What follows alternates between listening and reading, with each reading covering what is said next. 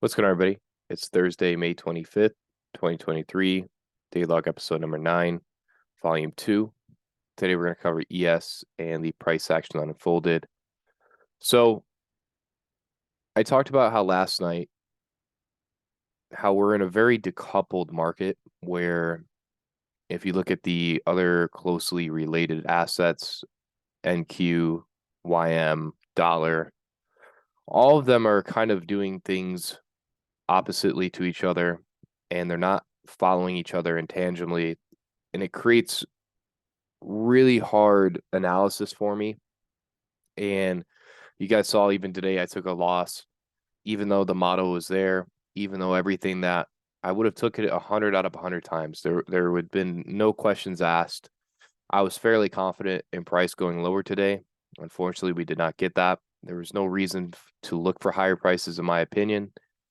And it's been like this for some months now. I talked about in the Telegram, if you're following along, how I may be looking to trade GU or EU just because those have been moving a lot better as far as price delivery and following with the dollar. The setups have been a lot more clear. Everything's been a lot easier. And even if you're looking at the movement on GU and EU, in terms of pips, and if you're just looking at the range that it's moving per day, it's moving much more than ES. And it's just a lot more fruitful because you can get 20, 30, 50 pips out of a setup in a day, where in ES, you're lucky to get maybe 10, 20 handles in a setup. And there's very few and in between setups on ES each week. And it's been like this for some months now. To be honest, it's been like this all year. And I've been very optimistic with ES. As you all know, every single week I come in very hopeful that something eventually is going to unfold where we can finally get some clear price action. And it's something that internally I've been wrestling with as well, is like, okay, is it me or is it price or is it psychologically? And I know I'm doing everything right, because my equity curve shows that, and my frequency of trade shows that, and even the trade setups show that. It's just price in general. It's extremely fickle. It's extremely difficult to navigate. And if anybody's telling you differently, then so be it. It's just my opinion. I've been around here for too long, and I understand myself, and I understand these markets. And I know it's not me because I'm not making these mistakes. I'm following my model and the rules. So it's been a little frustrating to me today, where I just kind of was coming to the conclusion where I'm looking at these other markets saying, well, I may have to put ES on the shelf for a little bit and look to trade another market. For those asking, please don't ask me why wouldn't I trade both at the same time. If you look at any professional trader, they trade one asset class, maybe two. It takes a whole bunch of focus and attention when you're looking in one session at one asset class. It takes a lot of focus and attention. Everybody tells you differently. I mean, I just don't think that they trade professionally, or they're not profitable. I don't think you could trade over three correlated assets at once. I think it's nearly impossible to do so. That's my personal opinion, so take it or leave it. With that being said, looking at the daily time frame here on ES, we traded up into the bearish fair value gap, which I'll show the trade today. We did IOFED it. Everything was there. And unfortunately, we did not get it. So I'm just unsure. I don't know what ES wants to do. I could see it going higher. I could see it going lower. I have no idea. And it sucks to say that, but it's been like this basically the entire year, where everything's been 50-50. We've been stuck in tight ranges, high resistance liquidity runs. It's just a miserable time to trade. And I'm almost at a point where I'm just kind of fed up with it. And I'd rather go to something where I've already had experience with, and it's moving in a clear one direction, one-sided narrative with GU and EU. It's following dollar. I can easily spot setups in it. And if it eventually ES moves out of this range, then I can come back to it. But I think I've had enough with it. And I'm not saying that you should stop trading it, but if you have the ability to, maybe look at the other asset classes. Because to me, it's just wasting time, because we have the skill set to do this, and I'm not going to sit through something that is not fruitful. So hopefully I was clear on that. I just want to brief you all with that and kind of my thoughts and my opinions. I'm not going to be trading tomorrow. I've kind of I'm mentally burnt from the week. Going down to a 4-hour time frame in here. Yesterday, we talked about how we took out the sell side liquidity at 41.20. We left 41.12 in here. So we have relatively equal lows there. Talked about the two SIBIs, ended up closing above it. We have this higher one here. There's a small one in there. I don't find that as important to me. I'm rather looking at this one. It's deeper inside of a premium, but I also talked about how if we come into this area, I could also find the idea that we could run for the buy side. So it's very 50-50. We didn't close above the inversion in here, wicked above it. 1 hour time frame. There's some buy side liquidity in here, which we just barely tagged. And this is the reasoning for the trade setup. There was a lot of confluences. There was a whole deal of confluences, and it just didn't work out. So when I was looking at this, if you plot your new day opening gap, don't pay attention to this one here. This is the actual current new day opening gap. But this was yesterday's new day opening gap, a pretty large new day opening gap with two new week opening gaps. And when I drop down on lower time frames, you'll see the confluence in here. So we had news this morning, and I still have some annotations on in here. We had news this morning, 1 hour GDP numbers before the open, and I was electing to basically sit on the sidelines until the open, and luckily we did. But right at the open, right after we took out buy side liquidity in here, let me take away this just so we're clear. After we took out the buy side liquidity, we saw this rapid displacement lower, which is nice. We have buy stops being ran here, buy stops being ran there. And to note, this was the daily time frame SIBI up here, where we just simply IOFEDing it on the daily time frame. So I have a macro scale of looking from the higher time frame perspective, where we should seek lower prices on a higher time frame, taking out buy stops, seeing a displacement lower in here. And if I reel this back, it was looking like this. So if I drop down to a 5-minute time frame, we had buy stops being ran. We have a bearish breaker in here. So all these down close candles, we have a high, a low, a higher high, then a lower low. So this last down close candle is your bearish breaker, which is residing right inside of the 5-minute fair value gap. Also to note, there was a 15-minute bearish fair value gap resting right inside of here, coupled with the daily time frame SIBI as well. And I was looking for the relative equal lows in here.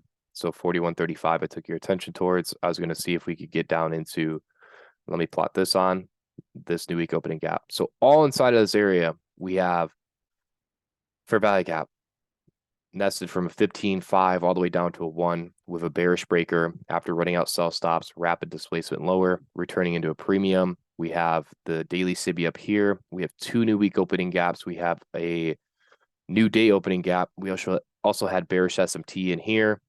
So all of it confirmed to me that this should seek lower prices. There was nothing in here that would indicate towards me that we would seek higher prices. I'm looking at the other side. There's just nothing in here that would support this going higher. And I understand the conditions that we're in. I wasn't entirely super upset with this. I was just upset with the fact that this has happened so many times now with ES to the point where I just want to find a different asset class that's going to move in a direction.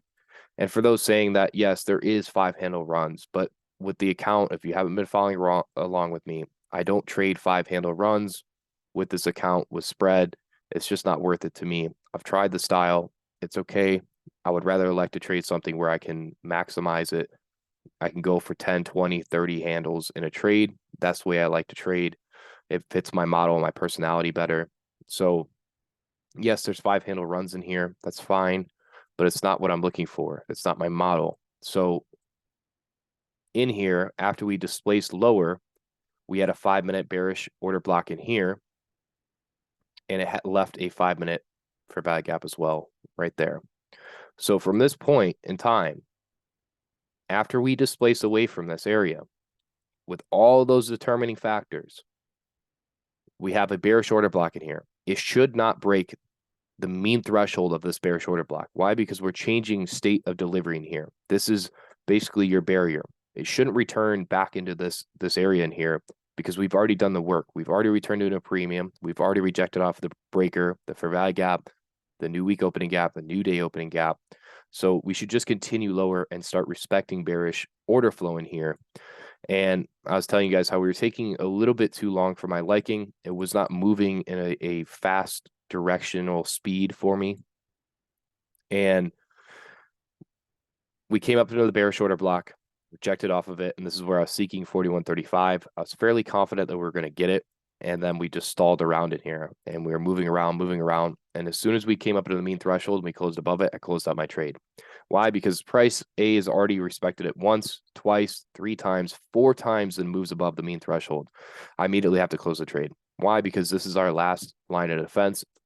It should not move above the mean threshold of the order block. So anytime you have breakers or order blocks, the mean threshold, that being disrespected is a huge tell that we're not going to respect it. And you can see here from there, we immediately moved higher. And that's when I'm done for the day, because what that means to me is we're probably just going to move into consolidation or sideways movement like we've been doing over and over and over and over again on ES.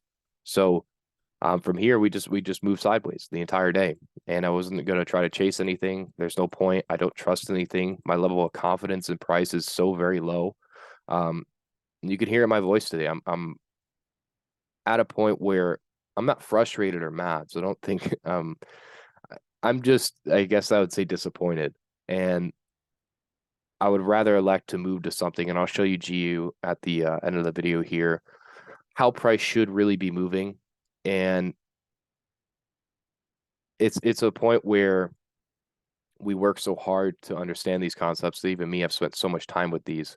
And I understand I've been in conditions where I know what good price movement looks like. I understand what it's like to be in good moving, swinging markets. And this is just not it. And it's something that I don't want to sit through, nor should I be risking capital in. The only other, the two options, either move to a different asset class or completely wait until we move out of the range on the daily time frame. And personally, I don't feel like waiting for that. Basically, trading is my entire life. And I'm not saying that should be, but if you have the option, I would move to a different asset class. It's the best thing that you can do, especially if you see that it's moving in a good intended direction. You could even see in here, this is all, to me, just sloppy price action. It's aimlessly trading, no respect for any PD arrays. We're taking out buy stops in here. We displaced lower, ran up higher again. Now we're displacing lower. None of it makes any sense. And that's, to me, telling me I just need to move away from it.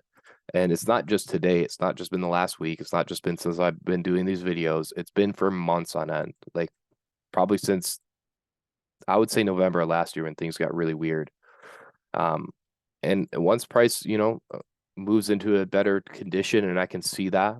And the only way I could see that is if we completely move out of this low here or out of that high, and we move very far away from it. And you can see for weeks on end where price is respecting, models are showing they're respecting the models perfectly. To me, that's going to be the sign where I'll move back to ES. But for now, we're doing nothing. I mentioned it last night how if you took this all away, it's just seek and destroy on a higher time frame. And we're returning back to equilibrium. If you took from that dealing range low to that high, we're returning back to equilibrium of it, which creates very uncertain times because I could call both sides. So that's just kind of my thoughts and my opinions on the market right now. If you agree with them, that's okay. If you don't, that's fine too. It's just what I'm thinking right now, my current thoughts. So looking at dollar index here, that's NQ. And you can see even with NQ, I'll go over all this, is NQ is screaming higher, which ES is doing the complete opposite of it. Dow is moving lower in here. So Dow is making a lower low on the daily time frame. NQ is making a higher high, printing the highest price of the year so far. And then ES is sideways. So all of this is decoupled. All of these should be moving in sync with each other. Okay. Bonds are moving lower in here. We've completely disrespected the BISI in here. So bonds, we may move into the low down there. Let me touch on dollar. Dollar, we've now reached higher prices into the premium SIBI up here. We have that small balance price range. We completely closed above it. So the fact that the dollar is screaming higher, NQ is screaming higher, which is not correlated. ES is not moving lower, and Dow is moving lower. So do you see how when you're looking at all of this, and none of it makes any sense, it's the reason why we're getting the price action that we're getting. And I'm very aware of it, but it just creates these very uncertain times where you just have to either elect to not trade it at all or find something different. And that's kind of where I'm leaning right now. I've been getting this nudge for weeks on end now. I just really haven't wanted to commit. So I've been hopeful that ES would move out of it, but we just haven't seen that. So you can see in here, the next draw on liquidity since we closed above this would be this SIBI in here with the high resting above it, and then the volume imbalance right there. So this volume imbalance here, and then the SIBI, can use it as a reclaimed SIBI in here. That high there could extend out basically the 50% of that wick there. The volume imbalance and the SIBI is kind of the next draw on liquidity for me. And that's just where I'm looking at on dollar is, well, if we want higher prices on dollar and it's choosing a one-sided directional narrative, it's going to make EU and GU extremely easy. And if you've been trading Forex the past 2 weeks here, it's probably been extremely easy. We were in a very tight consolidational market down here, which made EU and GU very difficult. And it's the reason why I didn't really want to look at it. But since we've been moving in a one-sided direction, it's got some really good volume, some good volatility behind it. If this can just continue the way it's been, that it would make EU and GU extremely easy to trade. And if you don't know, I've been trading Forex for probably about close to 4 years until I moved into futures when ICT directed us towards it. So I'm very comfortable with Forex. It was where I started out at.